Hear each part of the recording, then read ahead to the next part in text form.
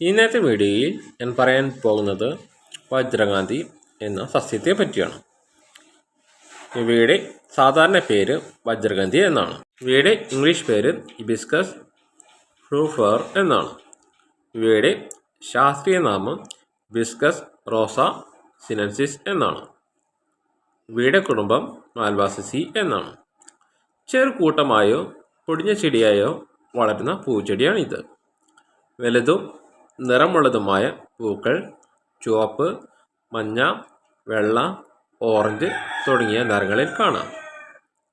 മൃദുവായ വിശാല പുഷ്പദളങ്ങളാണ്. ഇലകൾ കനം കൂടിയ പച്ച നിറത്തിൽ തിളങ്ങുന്നതാണ്. നല്ല സൂര്യപ്രകാശം ഇവർക്ക് ആവശ്യമാണ്. നന്നായി വെള്ളം ഒഴുകിപ്പോകുന്ന മണ്ണ് അനുയോജ്യമാണ്. വീടുകളുടെ തോട്ടങ്ങളിലും ചെടി കളരി പൂന്തോട്ടങ്ങളിലും സാധാരണ കാണപ്പെടുന്നു. ദിവസവും അല്ലെങ്കിൽ ഇടവിട്ട് വെള്ളമൊഴിക്കുക.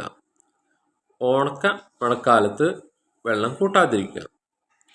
മാസത്തിൽ ഒരിക്കൽ ജൈവവളം അത്യാവശ്യമാണ്. ഉദാഹരണത്തിന് ചാണകവളം, വെർമിക്കോ കമ്പോസ്റ്റ് കൊടുക്കുക.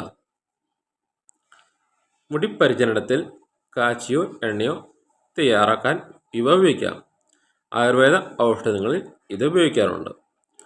പൂജാർത്ഥവും അലങ്കാരത്തിനും ഇവ ഉപയോഗിക്കാറുണ്ട്. മുടി വീഴ്ച കുറയ്ക്കും. മുടി വളരാൻ ഇവ സഹായിക്കും. ശരീരം തണുപ്പിക്കാൻ സഹായകമാകും. ചുമ, ജലദോഷം തുടങ്ങിയ പ്രശ്നങ്ങളിൽ ചില ഔഷധ മിശ്രിതങ്ങളിൽ ഉപയോഗിക്കുന്നു. തണ്ട് നട്ട് വളർത്താം. വിത്തുകൾ വഴിയും ഇവ മുളപ്പിക്കാറുണ്ട്. വജ്രഗന്ധിയുടെ പൂവ് ഉണങ്ങി വീണതിന് ശേഷം ഉള്ളിൽ വിത്തുകൾ ഉണ്ടാകും. അനുയോജ്യമായ മണ്ണിൽ വിത്ത് വീണാൽ മുളപ്പിക്കൽ ആരംഭിക്കും. വെള്ളവും ചൂടും ലഭിക്കുമ്പോൾ 5-10 ദിവസത്തിനുള്ളിൽ വിത്ത് മുളയ്ക്കും. ആദ്യം ചെറിയ 2 ഇലകൾ പുറത്തു വരും. മുളയിൽ നിന്ന് ചെടി വളരാൻ തുടങ്ങും. ഇടക്കാലത്ത് കൂടുതൽ ഇലകളും ശാഖകളും രൂപപ്പെടും. സൂര്യപ്രകാശവും വെള്ളവും വളർച്ചയ്ക്ക് ആവശ്യമാണ്.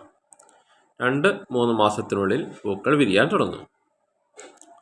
വലുതും നിറമുള്ളതുമായ പുഷ്പങ്ങൾ പ്രതിദിനം വിരിയുന്നു. തേനീച്ചകൾ, ശലഭങ്ങൾ എന്നിവ പൂവിൽ നിന്ന് മറ്റ് പൂവിലേക്ക് പരാഗ രേണു കൊണ്ടുപോയി പരാഗണം നടത്തും. പരാഗണത്തിന് ശേഷം പൂവ് ഉണങ്ങി വിത്ത് കുരുവായി മാറും. പഴുത്ത കുരുവിൽ വീണ്ടും വിത്തുകൾ ഉണ്ടാകും. ഈ വിത്തുകൾ മണ്ണിൽ വീണ് പുതിയ ചെടികളായി മുളയ്ക്കും. ഇതോടെ വജ്രഗന്ധിയുടെ ജീവിതചക്രം വീണ്ടും ആരംഭിക്കുന്നു. ഇന്നത്തെ വീഡിയോ ഇവിടെ നിർത്തുന്നു.